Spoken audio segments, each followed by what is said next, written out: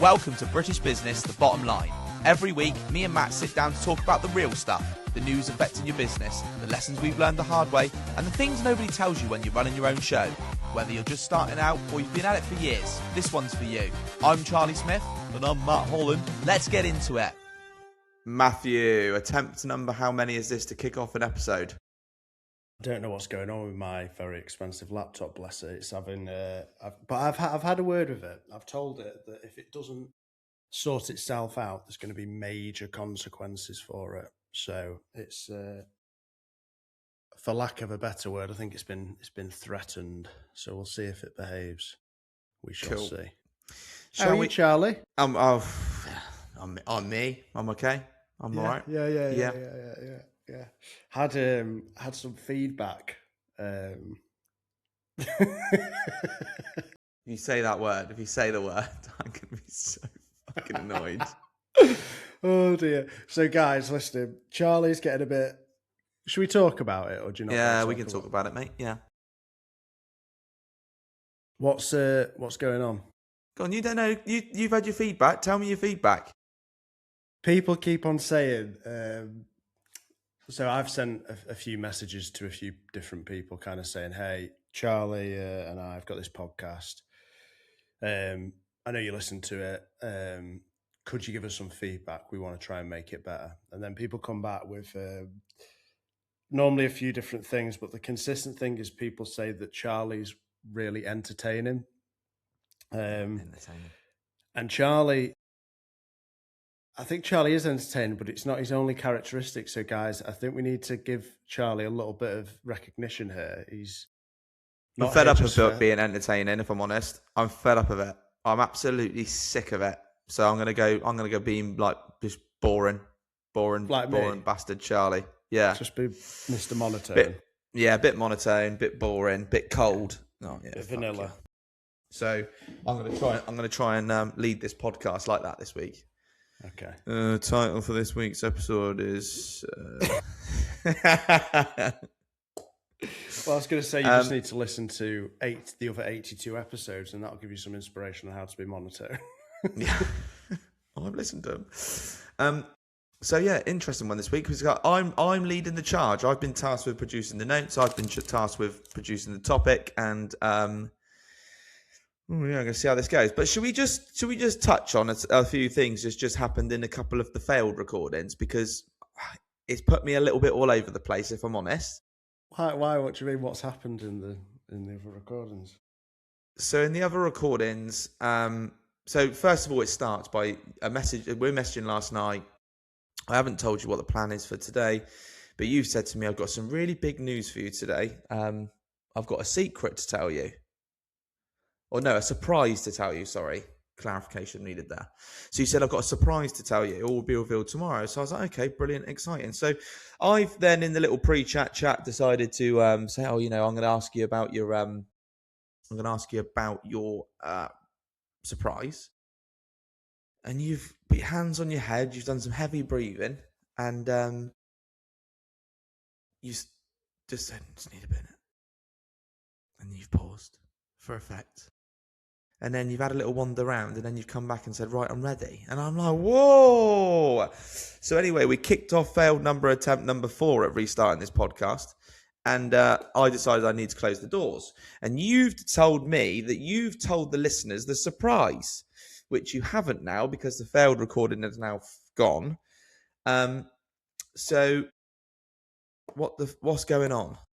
Please just tell me what's going on. I've got a slight technical issue. For fuck's sake. Can you see me? No, I can't see you, but I don't even give a shit about seeing you, to be honest with you. I can hear you. Let me just reload 1 sec.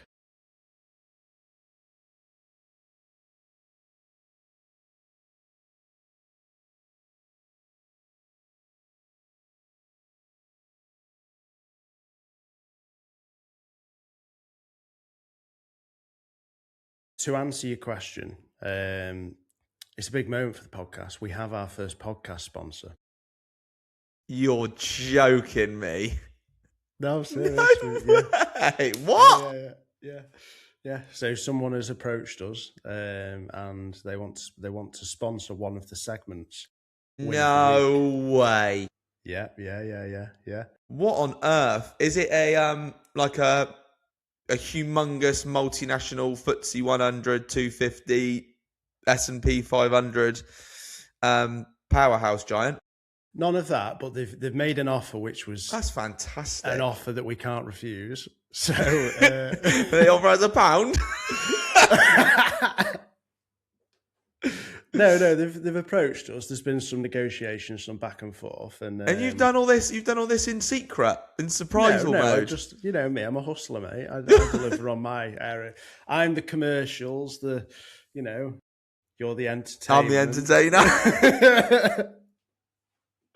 So we were approached a few weeks back. We've had a couple of people interested, but this particular business, they've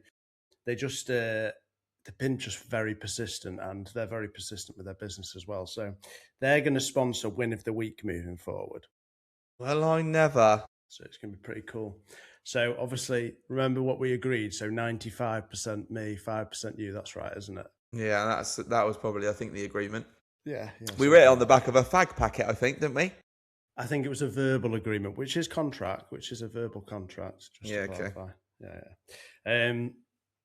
So, should we kick into your part of the episode? Do you want to do your intros and what? Or have I derailed everything? Yeah. He's just thrown me in this episode, mate. But I've got some things to talk about. I'm really excited about that. That's really. I'm buzzing. Yeah. Why? What do you mean? Why? Why do they want to do that? I don't know. We're great. We have a really fantastic podcast. It's very entertaining, which is led by me. The serious element is taken over by Matt, Mr. Monotone. But yeah, that's awesome stuff. I'm looking forward to the details on that one. Yeah, we've not that I've got any say. We have. We have. Okay, cool, brilliant. We've signed the contract. That's fantastic news. So the deal is it's a lifetime contract. So so forever they sponsor this segment of the podcast. But I think it was a good deal. Lovely. Right, well, they've recorded us an intro for Win of the Week as well. So, okay, so I'm gonna kick off by talking to you. I've actually prepared a couple of episodes, and I thought there was a couple of them they were basically part of like some experience of my own, things that have happened to me in the last couple of weeks, and I thought, these two topics are good ones for Mr. Matt Holland, at Mr. Matt Holland, because he absolutely loves these two things. So I'll give you the episode title, shall I? Because I don't think you don't normally give me that until about 45 minutes into the episode. You're doing well at 8 minutes, to be fair, but I've done my best to derail you. Yeah. So we've touched on this subject before on a previous episode, only a few weeks ago, but we didn't dive into it in any great detail. But the episode title is, ready for it? And you're making the thumbnail this week as well, so you can shove that where the sun don't. Instinct, advice, or data? How do you actually decide?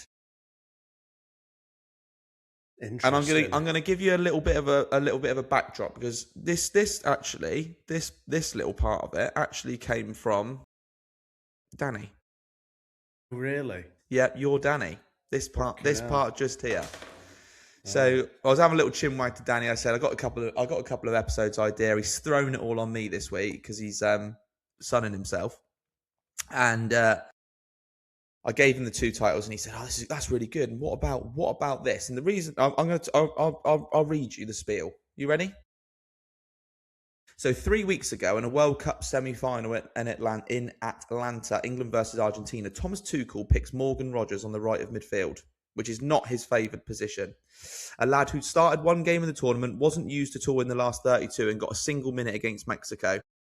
Asked in the pre-match press conference to explain the call, Tuchel talked about the lad's energy off the bench against Norway and an outstanding training session in between, and then finished with this: it's just a feeling. So the England manager, at a World Cup semi-final on the biggest call of his career, said the quiet part out loud on camera. So The reason I wanted to talk about it this week with you Is that your fact of the week? Sorry, just no. Fucking, I've got a fact of the week as well. I've got a fact of the week as well. What? Out of interest, I can go Tom, straight. So just a question for Tom that's listening: Has Charlie done any work in the business this week, or has he been doing his? Sorry, Matt. Just clarify that. So no, work in the business. Should I not be working on the business? Oh yeah. To be Boom. fair, there's been some really entertaining reels actually. I've actually got 5 lined up for next week as well. What's sorry to interrupt. You just fucked it again, haven't you? Just keep on just getting involved. Can you just get in your lane for 2 minutes, please? This is what you do every single episode. I'm like, I've got my plan. Got my plan in front of me. There's like a system, a process, it's organised. Then Charlie just comes in with like, oh, what about this? Oh.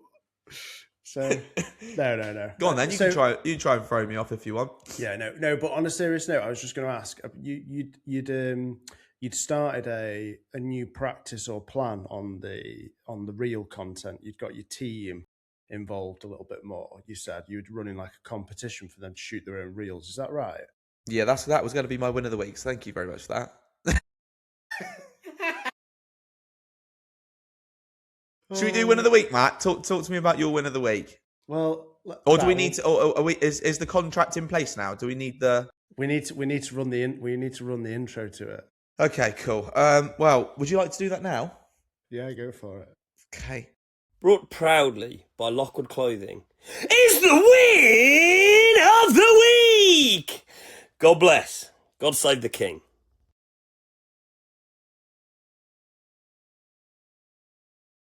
Oh dear. Play it again. Play it again. I got you good then, didn't I? Play it again. Brought proudly by Lockwood Clothing is the win of the week. God bless. God save the king. I'm crying with laughter. He's so funny. He's such a legend. But I think it's perfectly placed as and he negotiated very hard. He's got a good deal. Has he? I bet he's got a good deal. I bet we fucking haven't.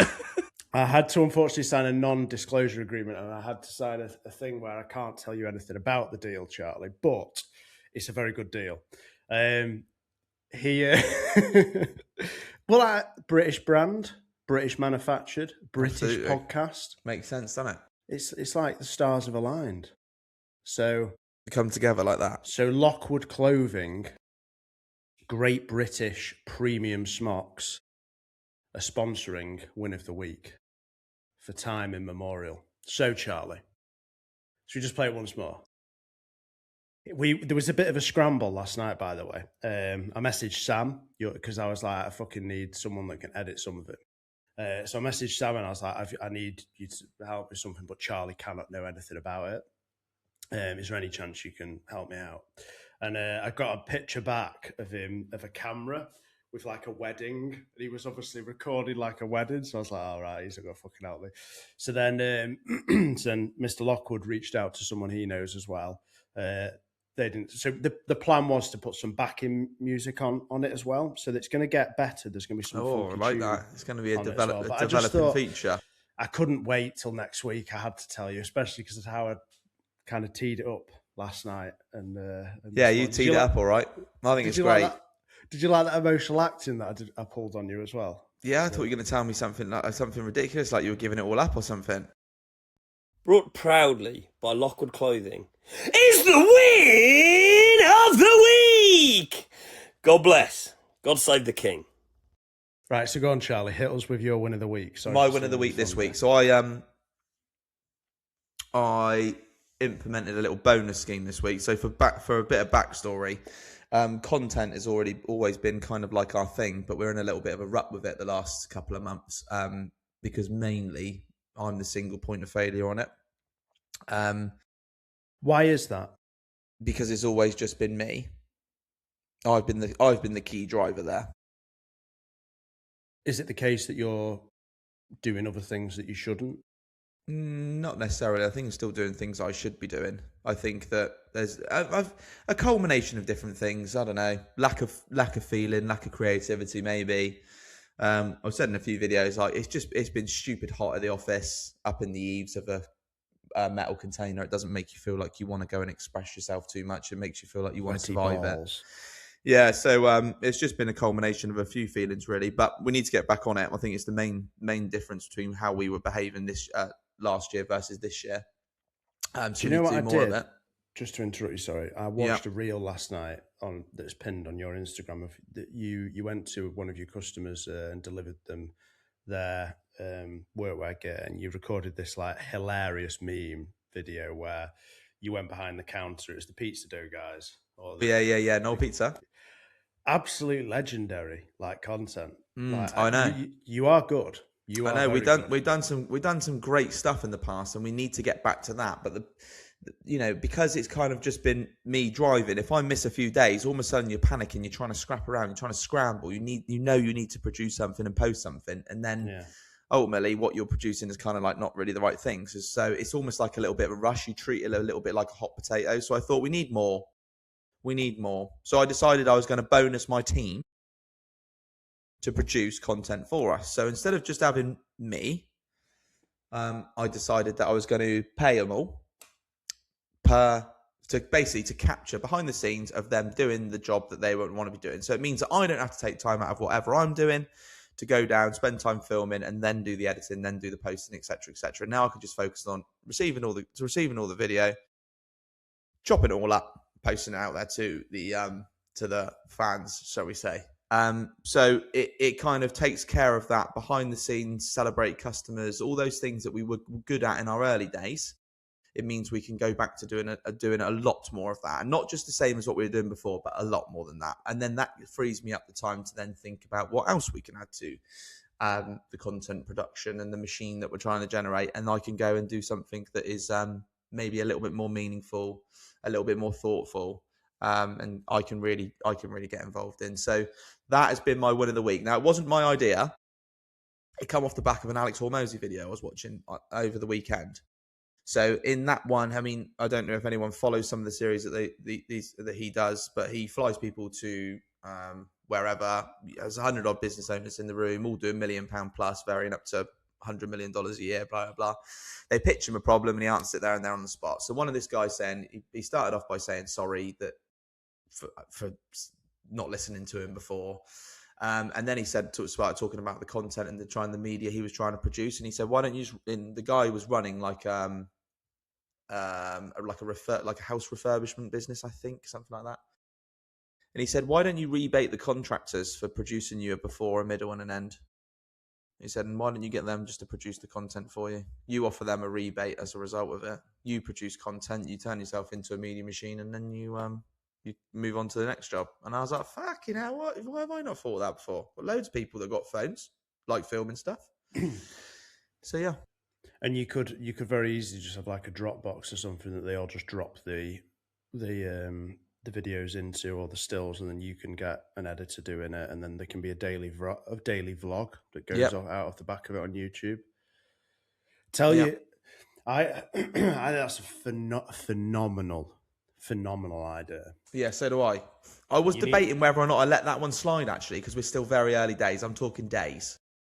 Yeah, so, but if you can get yourself a video editor, does Sam listen to the podcast? He's always busy, isn't he? Flying to bloody LA and Egypt and God knows where else he's going and do his little film in malarkey. Get someone in the Philippines to chop it all up for me and make edits. Yeah, exactly. I could do that.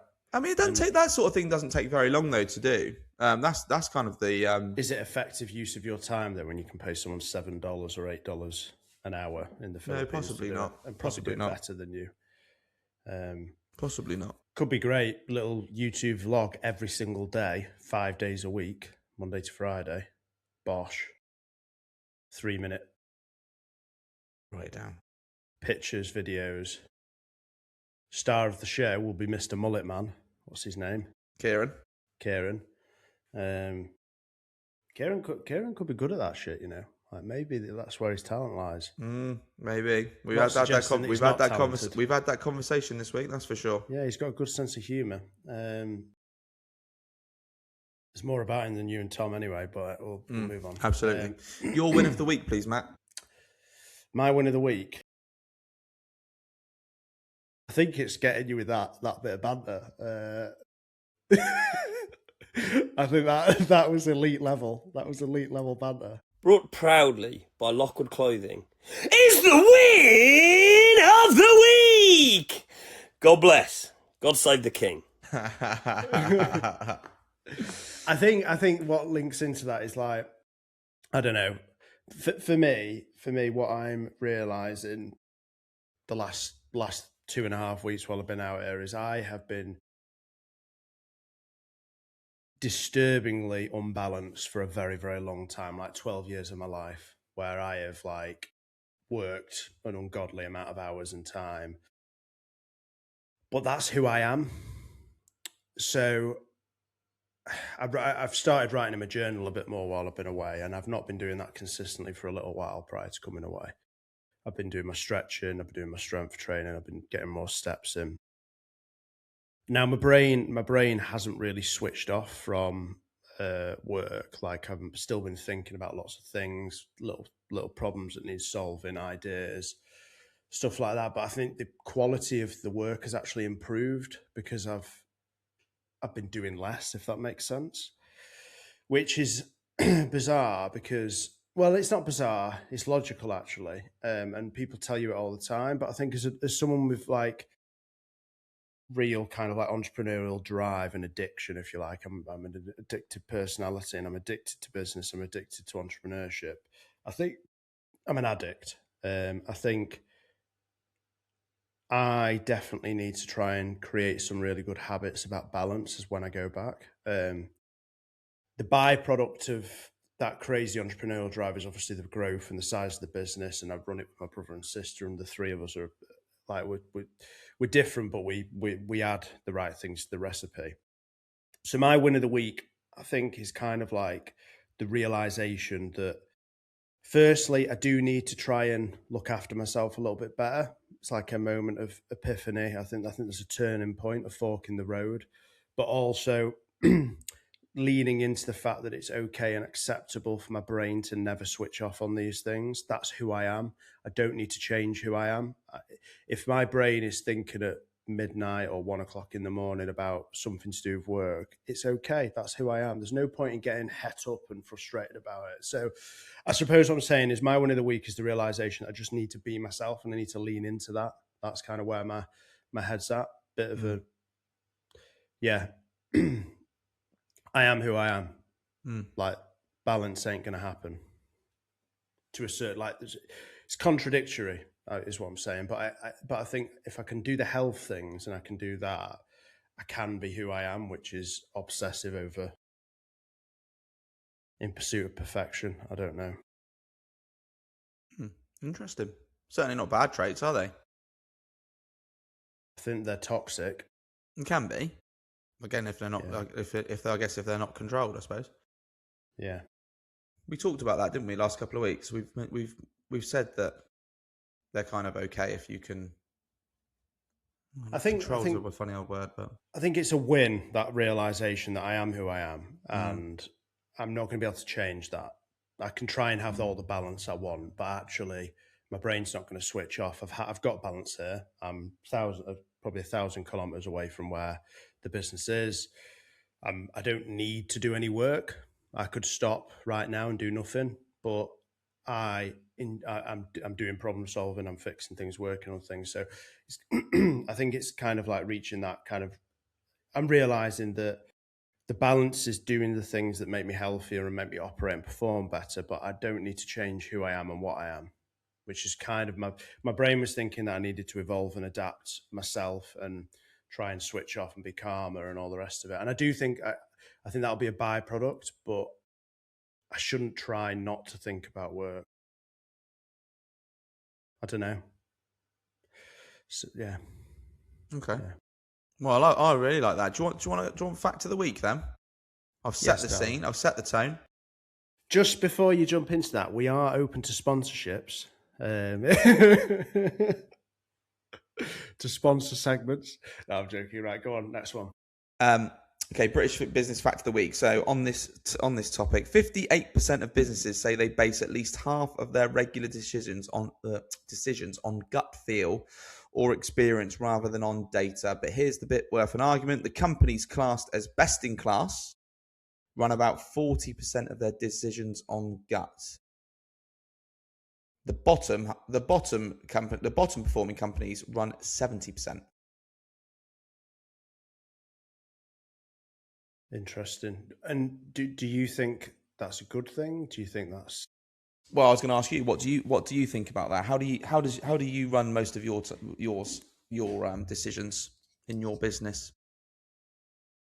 This is really good, actually. This is really good. So I, for many years, have been super decisive. Like, if you give me a problem, I will work out a solution within a short period of time. 100%. I am a serial problem solver. Sometimes, though, I get it wrong. I would say 70% of the time, this might be a bit arrogant. If you think I'm an arrogant wanker, put it in the comments, please. But I think 70% of the time I get it right pretty quickly. I come up with a solution and I've worked it out. And I would say if you go back 5 or 6 years, so when I was like 4 or 5 years into the journey,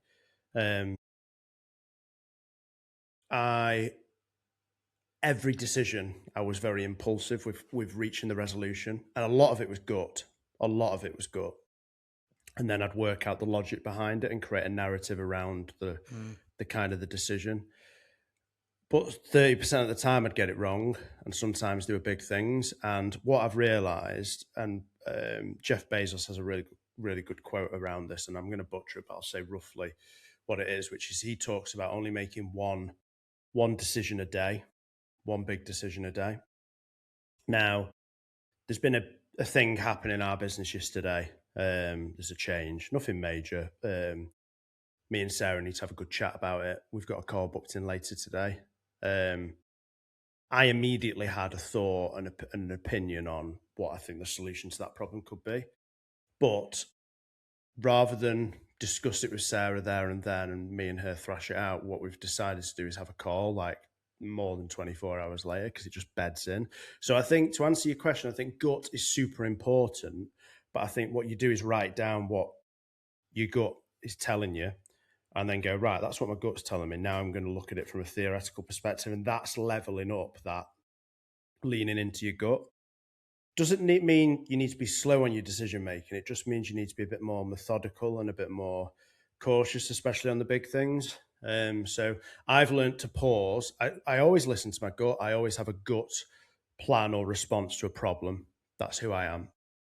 But on the big things now, I'll pause and I'll consider and I'll write it down and I'll think about it. Whereas Matt of 5-6 years ago, it would just be, this is what we need to do. Boom, boom, boom. And it probably 70% of the time I got it right, 30% I got it wrong. And those 30%, there was some big fuck ups in there. Whereas now, I think we get it right at a higher percentage, and it's because we pause and think. Okay, so interestingly, you haven't mentioned one of the words I expected you to mention an awful lot about, which was data, stats and statistics. Where do they come in to decision making? So good question. So for me, what often happens is problem presents itself.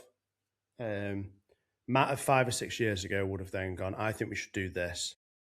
He would then go away and he'd look at some numbers. And sometimes the numbers would match what Matt wants to do. Sometimes they wouldn't. But sometimes I would just belligerently go on with what I think. Bit dangerous, really. These days, data is... some decisions you can't really base it upon data. So there'd be a few things in the business, like the decision that me and Sarah need to make later today.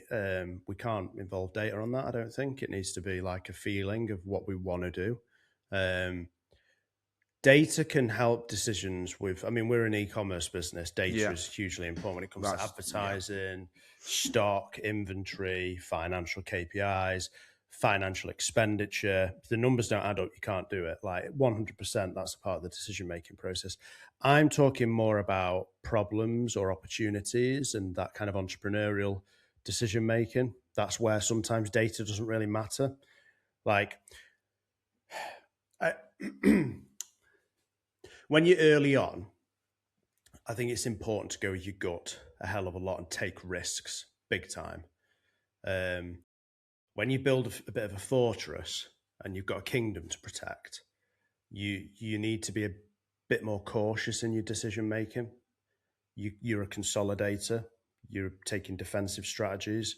You still have to make those moves, but they're not all in moves. That's the difference. It's like when you're earlier on. I mean, I've gone all in how many times, I don't know, a lot, but we're taking a risk this year buying another warehouse. I think it'll pan out. Now, the threshold for that risk is like we're making the decision and the risk is quite low. A few years back, I probably would have pushed us to make a decision with a higher risk threshold. Or a higher risk level, sorry. Does that answer your question? Yeah. Do you think as a result you get less wrong now than you did way back then? 100%. And that's why I'm talking about that cooling off period. So problem, gut, what does my gut say? And then I give my brain 24 hours, and that's where you use your experience and your knowledge. Yeah. Really super impressive, successful entrepreneur was on a podcast recently. And he said there's more brain cells in your gut than there is in your brain for decision making. And I thought, I know it's bullshit. Well, at least I think it is. I'm sure it is. But I was like, I like what was said there, because actually it's two brains. You have two brains maybe. And your gut is maybe your entrepreneurial brain. Just that feeling of this is what I think we should do. This is what I believe we should do. It feels good. Let's do it. That's your gut.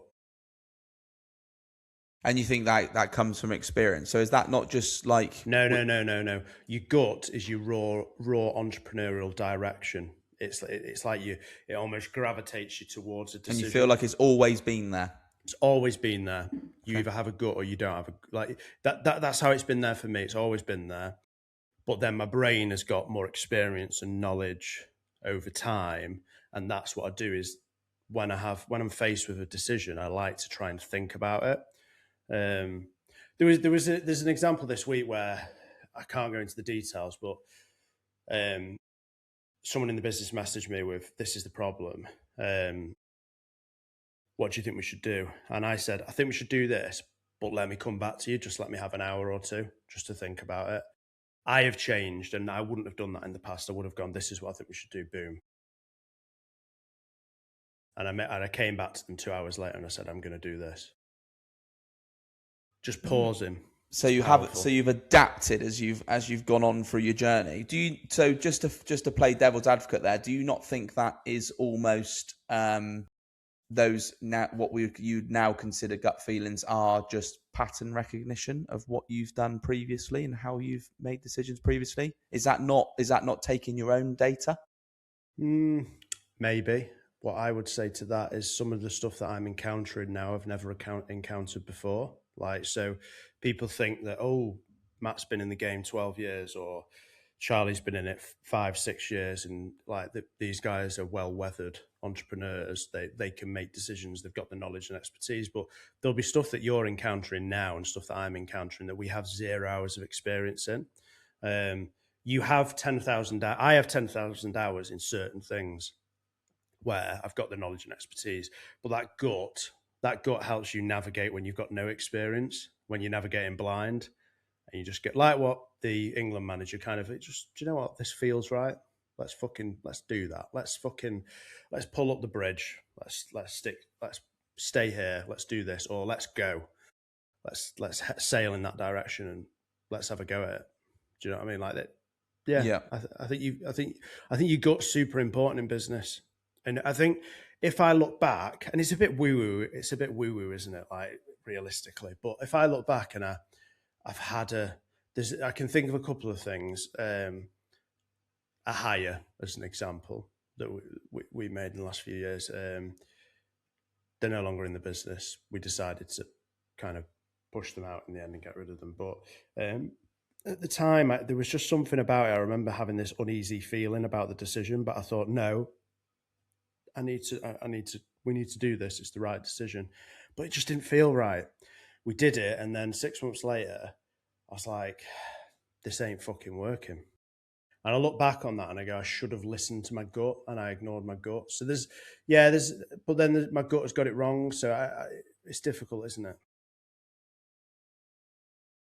It is difficult. How do you make decisions in your business? I was just about to say,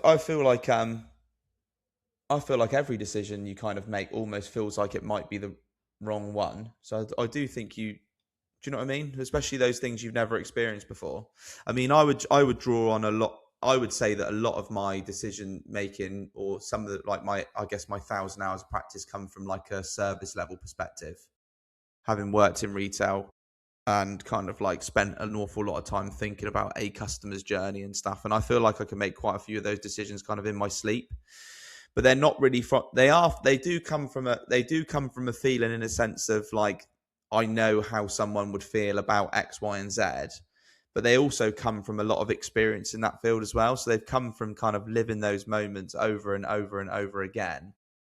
That repetition, those patterns, which I guess in a sense is kind of like a data build up, is it not? It might not necessarily be in a spreadsheet, but it comes from an awful lot of kind of like practice in that and repetition in that space to get to a point where actually those decisions are being made kind of instinctively, because you know that, you know, doing X, Y, and Z wouldn't be beneficial for your customer or the way in which they feel or how often they shop with you, etc. But then equally, more recently, I mean, I don't know if a lot of our decision making has got to a stage where it's based on data, but we're starting to gather a lot more of it, and we're starting to take note a lot more of it. So we've moved away from that, I feel like that's the right thing to do, or I don't feel like that's the right thing to do, to, okay, what we're doing at the moment is producing these results. How do we then develop it further? And then I think, and then a few moments where it's like, well, I think that might be because of X, Y, and Z, or I think we should be doing this to improve it. But I think the overall kind of like the shaping of some of the decisions comes from gathering a few more pieces of the puzzle than just being about, no, I think we should do this. Does that make sense? Yeah. We're very like, we were philosophical today. I've really thrown one out here, haven't I? I think we're picking up on the gut side of this a lot more We than are. other things. I think. So what you're saying is you've either got it or you haven't. You're either an entrepreneur or you're not. That is true. Is that what you think? Yeah, I had there's someone that's reached out to me about mentoring recently, and I've had a bit of an exchange with them, and I said to them on a voice note exchange, I said, you have that entrepreneurial vision and drive. I can just tell it's in your voice. I can tell you understand, you want to grow. Some people don't have it. I think a lot of people listening to that have probably got it. Listening to this have probably got it, but it's just that it's like that it's like that gravitational and magnetic pull. It's like this force that you can't really describe, that it's just pulling you towards that decision. Sometimes I think you've got to learn to control it.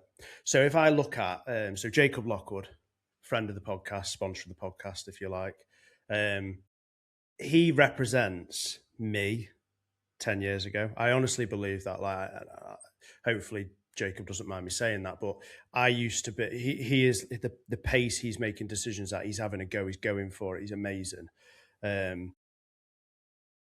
He will learn over time to pause a little bit. And I think he's already doing that, but I think he won't mind me saying that he's going for it, and they need to make decisions quickly, and they'll make some mistakes along the way, but that's part of the process, and that's how he'll become a better entrepreneur. But he's got that spirit, he's got that gut, he's got and not many people have that to that level. Like, he's got that raw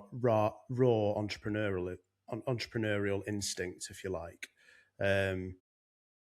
And it's not something that you can teach either. You can have a really good business without it, though. So for people listening, if you're like, fucking hell, what is Matt and Charlie chatting shit about here?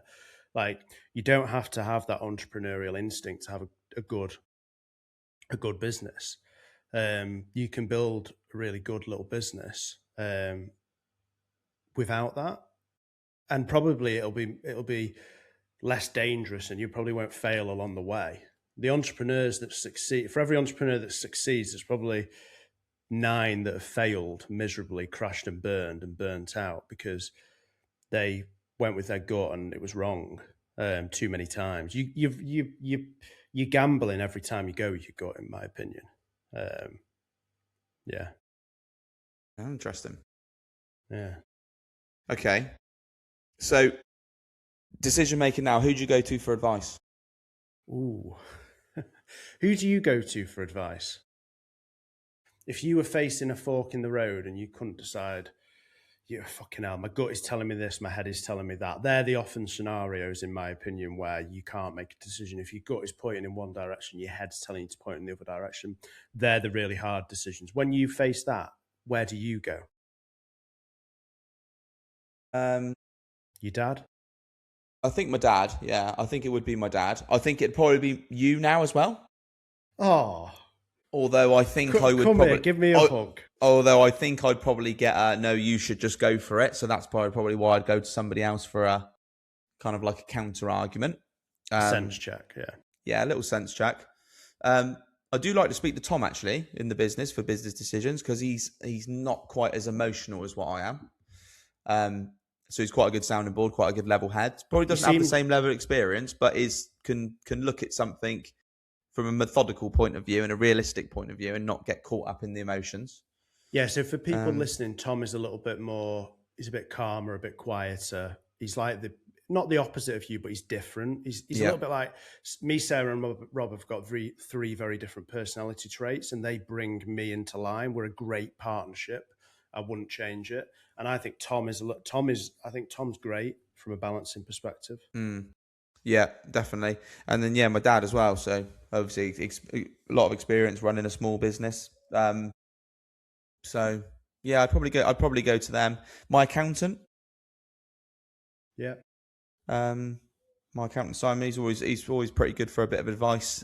Very dry sense of humour, says it how it is. Kind of no nonsense approach. Give him all the facts, cut through all the rubbish, and he says, "Well, that makes sense to do that, doesn't it?" Which is kind of like what you need, I think, in those situations. Yeah. What about you? Spend a lot of time with the accountant, don't you? I do, but that's more. The reason I spend a lot of time with the accountant is the business it's a big small business or a medium small business, so you have to make sure your numbers are correct. So the work that me, Ankit, my e-commerce team, Robert's team, Sarah's team do in the business, we need to be held to account on the numbers. So an accountant needs to look at that and challenge it to ensure that it's accurate because you're making decisions on it. On the data? On the data, yeah. Yeah, exactly. So big decisions you need to interlink. I think it's interesting. So big strategy, big strategic direction, that's on gut, I would say. But decisions on I got you a good one, hadn't I? This is good, yeah. Yeah. I think it's hard. Yeah. Come back to that, but to answer your question about like where do I go when I struggle with a decision? So I have a mentor. His name's Simon. Simon, he's a family friend actually. More so on Sarah's end, it was a relationship that she had. One of her friends, it's her friend's stepdad. So kind of we knew of him. When things got hard a few years ago. We've had lots of hard times as a business and there's been different personalities. One of them was Andy Tyler, who has run and sold, exited 2 businesses, Cullen Wealth and in accountancy. So an accountancy firm and a wealth management firm. Teflon Tyler is what they call him. And the reason they call him Teflon Tyler is because he doesn't do anything. He just delegates everything. Nothing sticks. He is exceptional. Me and him have had a bit of a falling out, but I'm taking him out for dinner in September, which is nice. So we've not really spoken for the last couple of years, but I messaged him and I've had a bit of an exchange with him. So I used to go to him a lot. And then when we kind of drifted apart a little bit, because I moved accountants, basically, I sacked him. Got to be ruthless, Charlie. And got kind of in touch with Simon. Simon helped us out a little bit. And then Simon now is a non-exec director that sits on our board meetings. I go to Simon. If I'm struggling with a decision, I'll go to Simon and I'll use him as a sounding board. I think every entrepreneur needs a sounding board. They need someone to bounce ideas off. It's a lonely place. So I've got Simon.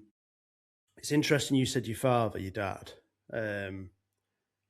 I'll speak candidly. I mean, my dad kind of left. Won't go into all the details, but he left when I was about 5 or 6. And I've never really had a proper relationship with him. So I've not had that male role model from being a young lad. It's probably created there's probably some trauma mixed in there, I would imagine, which has created the person I am today.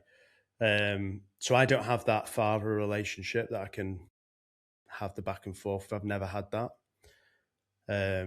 So that's why Simon's really important to me. And probably my peers, so other entrepreneurs. And that's, again, probably because I have that father figure. I've had to find men that I can bounce out. That masculinity in that relationship, it's a weird one. I don't discuss business with my wife, Amy. Don't discuss it with her. It's not because I wouldn't value her opinion. It's just I like to protect the harmony of that ecosystem away from the business, so I don't talk about business with her. She'll ask questions now and again, and I'll try and be open. And I'll tell her if there was something big that was going to potentially interrupt or disrupt our life outside of work. Yeah.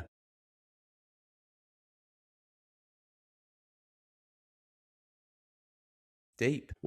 What do you think of that thing about my father and the fact that he's not been in my life? Do you think that's a factor on things?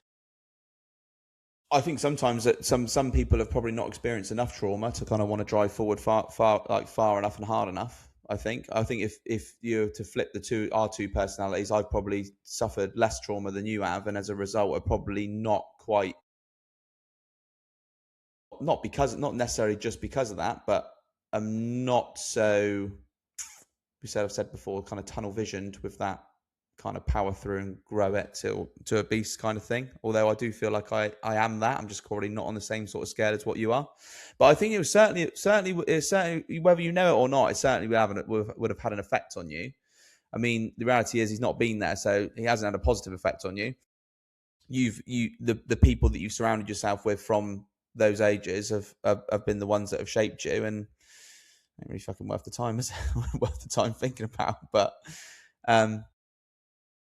I think it's important to consider your past on, because it influences who you are and the decision. Yeah, but I think it will. I think it will have done. I think it would have done. With what we know about kind of, oh my God, it sound like say childhood trauma and all those things that affect you and all those things in the early stages of your life. I think that definitely would have shaped the person you are today. Would it have been different? Would it have been different if that relationship had been different? Who knows? But I'd hazard a guess it would have been. He's not a bad person. He's just like bad things happened in a relationship. It went in two different directions, and it is what it is. Like these things happen in life, but it definitely shapes who you are. Yeah, to say it shapes what type of decision maker you are. I think my drive probably comes from that mental thing in the back of my head telling me that I wasn't good enough for him or something like that. I suspect there's probably something going on there. But it is what it is. Like I like who I am. I don't have a problem with it. There's been times where I've not liked it, but it's interesting. So I'm going to move it on to one more thing. Go on, because we've talked about gut, we've talked about stats. I'm just going to give you a second stat for the segment just to finish it off. Don't want to go into great detail, but a YouGov poll of 1,000 UK SME decision makers found that around 1 in 5, 19%, were already using AI for decision making. And that field work is a year old. So the real figure now is almost certainly higher. So where does AI sit in all three? So it sounds like data, it behaves like advice, and it's confident like instinct. Is that a positive or a dangerous combination, do you think? Confidence is dangerous. Confidence is dangerous, and that applies to people as well. And it's like Claude is almost going with its gut sometimes, or it's matching the tone of your. I think the problem with AI is it doesn't think critically enough. That's my problem with Claude. It doesn't. I think it's scared of offending people sometimes. The decisions that I make now are not heavily influenced by it, but it's a consideration point. You've got access to data and information faster than in human history. We've never had access to data and information that fast. Like, it's incredible. So how can it not be involved in decision making? Anyone that's not using or utilizing some kind of AI or multiple AIs to help them form decisions and opinions is a fucking moron, in my opinion. So where do you think it sits on that scale then? Is it there for as a sounding board, as an advisor, or is it categorically, once I've fed you all the information, if you come back to me with this suggestion, this is the one I'm following? I think you have your gut first. Some decisions you just make the decision on your gut. Some decisions you go away, you have a think yourself for a couple of hours, you make the decision. And then some big decisions you go away with your gut, you bounce that off the people that are important. But I'd probably say before that, before I go to Simon or someone like Andy Tyler or maybe Robert and Sarah as well, and obviously definitely those guys, because we're making the decisions together, so they'd be a big part of it. But a big thing before I go to these individuals is I stress test my thoughts in Claude now, share my opinion, and I'll ask it loaded questions intentionally. If it's a big decision, there'll be quite a process there. So I definitely include it 100%. Yeah, it's important. Interesting. Good. If it's a big decision, it's important to, and just to be detailed, ask Claude to write a prompt of the project or the conversation and put it into ChatGPT and put it into Grok and get some different opinions on it as well. Because sometimes there is a bit of a, you can't trust it 100%. In my opinion. No, I agree. I agree with that. I think it's there as a good sounding board. It's there to kind of go through some different scenarios. But I think, the human element of it, you know, or you should know kind of the path in which you want to take and the way in which you want to see your business and who you want to be and where you want to go to. I think you can use it for good sounding boards and to decipher some of the kind of the noise in your brain to give you the lay of the land. But ultimately, it's got to be about what you think and what you want to do, because you're the one that's got to lead it, push it, follow through on it. So I think it's a great tool, and it's a tool that is if used in combination with your other data sources, your other sounding boards, your gut or your experience and the patterns in which you've experienced, then I think that it can be a real tool for good, I think, would be my kind of spin on it. But I am a bit worried about how people kind of treat it, as trying to treat it as if like it's gospel. I asked Claude, and that's what we're running with. I think that's kind of a dangerous path, I think, for everyone to get on, is if we give kind of too much away to this being to make decisions, then ultimately where does that individuality come from? Where does that point of difference come from? Everything would tend to be the same. So I think it's a great tool. It just needs to be used properly. Yeah. Claude's question of the week. Last final thing for you. Open to sponsorship opportunities. Claude's question of the week. Think of the last big call you got badly wrong. You thinking? Thinking, yeah. Was it your gut, someone else's advice, or the numbers that let you down? And did you actually change how you decide afterwards, or just tell yourself you were unlucky? I didn't look at the numbers in enough detail as a part of the decision process, and then it was the numbers that swung the axe to go back on that decision. Luckily, it was not a one-way door. So Jeff Bezos says that you have to pause cautiously if you're making one-way door decisions, and I would strongly recommend that. This decision was not a one-way door, but it wasn't a cheap mistake. It cost us money. And looking back at it now on reflection, my view is that, and I can't say what it is, unfortunately, but what I would say is it was basically a hire. We hired someone on a bit of a punt, and we didn't do enough due diligence. We didn't stress test the decision. My gut was giving me an off feeling anyway, I think, but I wanted to have a go at it, and we didn't look at the numbers in detail enough beforehand. We did it after the fact, and that was a mistake. Interesting. I can't think of an answer to this question because I'm completely bamboozled by the fact that I've done this whole podcast. And just to be clear, it was my failure. Right, so okay. It was my fault. It wasn't the team's fault. It wasn't Sarah, Robert, Danny's. It was my fault. I failed. You pressed on too hard, or? No, I pushed through a decision that we wanted to do, and I didn't do my job as MD and challenge the mindset and approach that I was pushing and other people were pushing in the business at the time. I think I know which one you're talking about. Yeah. I think I know. You learn. You only learn. Yeah. You have to fail. Yeah. Go on, Charlie. I think someone else's advice would have been the reason for me. I think sometimes... I think the only kind of decisions I think I've made loads of bad decisions. I think the one that springs to mind would be a little bit of work around... No, I won't say what it is. But I think it come down to someone's advice saying you can do this. It's going to cost you X to do it, and I think you should. And I've almost got a little bit kind of heady without kind of looking at alternative avenues to achieve the goal that we wanted to do. And I've just said yes, go for it, and it's ended up costing us a little bit of money, but not really kind of getting anywhere because I thought that was the right thing to do at the right time. 6 months, 12 months on now with what we're trying to do at the moment, I think it was probably a bad call. I think it's a cost of success. You have to hedge. You have to have a go at things. Like I don't regret my mistake with that hire. Like I learned from it, and now when we make another big hire, I'll be a bit more cautious. I was just about to add, actually, it's amazing how much you learn about a topic that you make a decision on and get wrong. How much you learn about that topic after That's it. the only way you learn. But after it, like you almost become not necessarily an expert. I wouldn't say I'm an expert, but I mean, I don't know.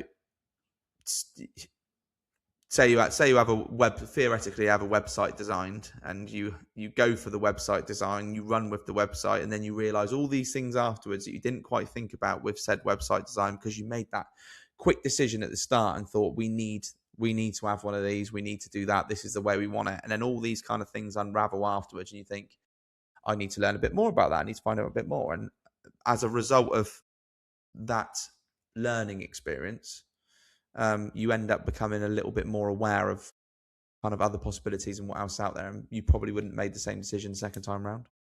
Do you think you should have made the decision that you're talking about? Do you think you should have done it, or do you think now looking? But yeah, I think we should have. But I think we do a lot of things like just go for it. Yeah, just go for it. Instead of being like, okay, what does it actually mean? How does it work? What's the intricacies of it? How is it going to affect our business? How is it going to generate us more revenue? How do we track it? How do we measure it? How do we see if it really is working, or are we going to continue to keep on going?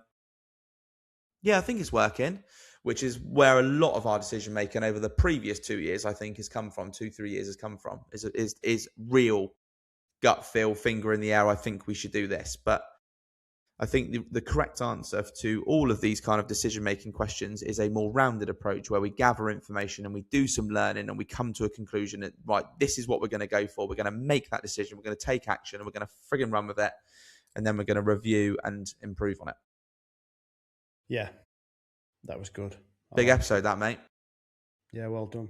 Are you doing the next one? Yeah, I'm doing the next one because the next one is it'd have been really topical to talk about today, actually, because it's around something that's kind of happened to me in the last 48 hours. But we will save it because it will be and especially for you as well, because you are an expert. Don't know. Yeah. There we are. How was that for you, mate? Did it feel weird being not in control? Because I know that you like the control. What do you mean by that? You like being in control of the podcast, and I like being kept informed Oh, okay. and consulted with. And if Okay. you're wondering what I'm talking about there, look up the RACI framework, RACA. Responsible, accountable, consulted with, and informed. I just hope that everyone's listened for 59 minutes and 44 seconds to get to the point where you've just left that little nugget at the end there. If you have got to the end and you've just heard that nugget, let us know in the comments. Oh, dear. Thank you. There we are. Thank you very much. Right. Thanks. I've been Charlie Smith and you've been Mr. Matt Holland. See you later. See you on the next one.